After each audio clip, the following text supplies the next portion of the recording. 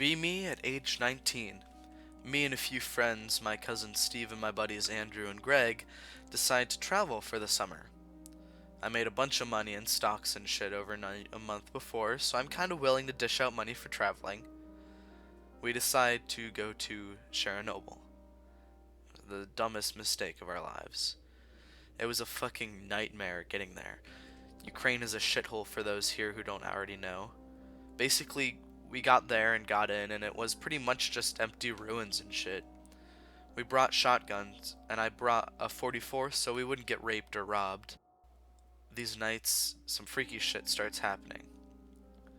Greg swears on his life he sees someone in an apartment window, and he gets really sleeved out. Greg is bigger than all of us, but he can be a massive pussy sometimes. I tell him that if anyone fucks with us out here, no one will ever find their body. We all convince him and each other that it was nothing. The next day we go walking around some parks and buildings. Everything's rusted. There was a headless doll left in the middle of the road. The buildings are really sketchy and unsafe, but we go in them anyways. Me, Andrew, and Steve are all white nationalists, so we all start commenting on this communist mural painted in the hall. Greg's a wigger and he doesn't care about the convo and starts upstairs. He's up there for like 20 seconds before he jumps down from the top and breaks it out the door going, holy shit, run, run, fuck. We all bolt out of the building after him, shouting for him to tell us what the fuck he's on about. He's outside holding his gun towards the door. We all run to him and he's clearly not fucking around by the look on him. I'm just silent as Andrew and Steve start asking him why he did that. I draw my gun and watch around us, constantly looking at the door. Greg starts saying in the most serious voice I've ever heard from him that he saw a man up there with an iron rod. I immediately suggest that we go in and confront him. Greg's like, no dude, he wasn't human, it's fucked up. Andrew agrees with me and we get Steve to come. Greg doesn't want to be alone, so he has to come.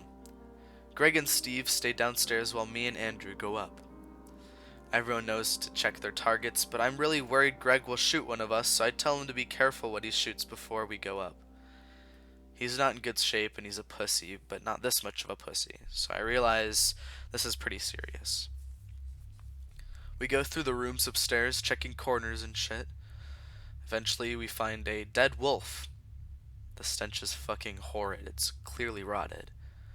The thing's been mutilated and its head has been pulled out of its neck.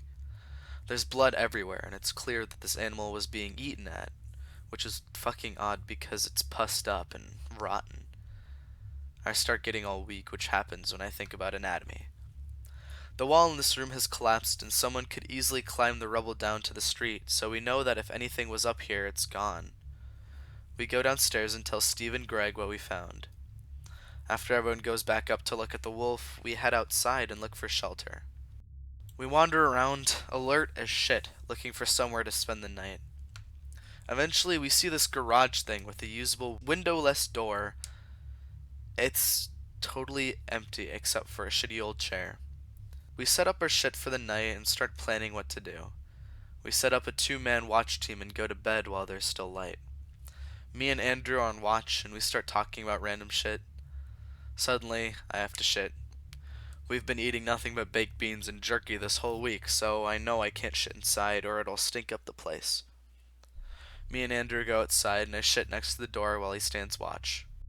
I'm about to finish when he calmly tells me to hurry the fuck up before it comes over here. I say, dude, what the fuck, don't be an asshole right now, and he goes, there's a guy standing out there watching us, I'm not fucking around. I finished up and sure enough there's a guy out there. But there's also a second guy standing too. We go back inside and keep on watching. Eventually our watch is up, so we wake up the others and tell them about how 2 demons watched me shit outside. I go to bed wondering how I'll wake up. In the morning we eat our food and check the guns and equipment, Geiger counters and a bong. We go out to the garage door rather than the side door. Greg and Steve tells us that after we went to sleep there was scuffling noises near the side door, so we go around to check. My shit is gone. I'm revolted as fuck, so is everyone else. The guys ate my shit, Literally. We head back up the road, planning to get the fuck out of Chernobyl. After 2 hours of walking, we noticed something was trailing us a long way away. It's walking behind us in the woods, no shirt, but weird, messed up pants. If we had a rifle, I would have gunned it down right there. We just keep walking, checking on it every now and then. It gets closer every 45 minutes or so, and we're getting tired. Every time we break for a rest, it just stands there watching us.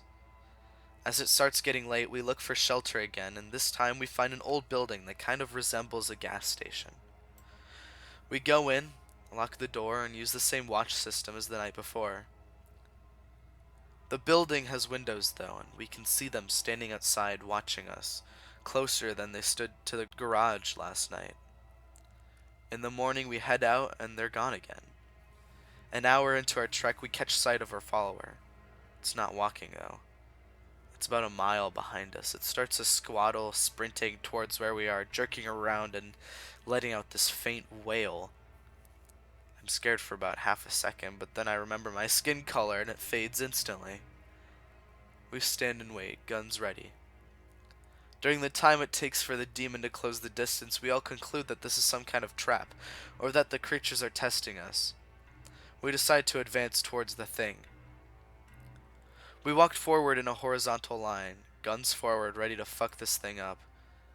I never thought it would actually come within range. I figured it would even off to the side or stop at some point, but when it gave us the chance, I didn't hesitate a moment. We fired in unison, and let me tell you, it was past overkill. The creature lost an entire arm, and its chest was a mangled mess. Before we fired, me, Steve, and Andrew all screamed, "Hail Victory," which seems a little gay now, but at the time I felt like the biggest badass this world has ever seen. After we finished it, we just stood there looking at its corpse. Its skin was pale with a yellow-green tinge, and its insides were black and reeked of rot. We stood there looking, and Greg just says, "That was fucking intense." I start laughing, and I'm like, "Yeah," and we all turn around to start walking again, but we stop dead. Everywhere in front of us, and as far as I could see down the road, they stood there watching. It was like time froze. We all started running away backwards, and they just stood there watching. After we ran so far that we couldn't see them anymore, we slowed down and started freaking out because now we couldn't take the road out. They had reaped us. We argued for a while until Steve said he heard a car. There was nowhere to hide, so we just stood next to the road, guns hidden, and we waited. The car turned out to be Ukrainian law enforcement when they had heard the shots and were coming to investigate.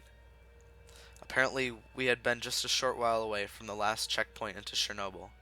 One of the officers looked dead into my eyes and says in Russian, "Any trouble?" I can tell he knew we were in trouble, and I could tell that he knew exactly what kind of trouble.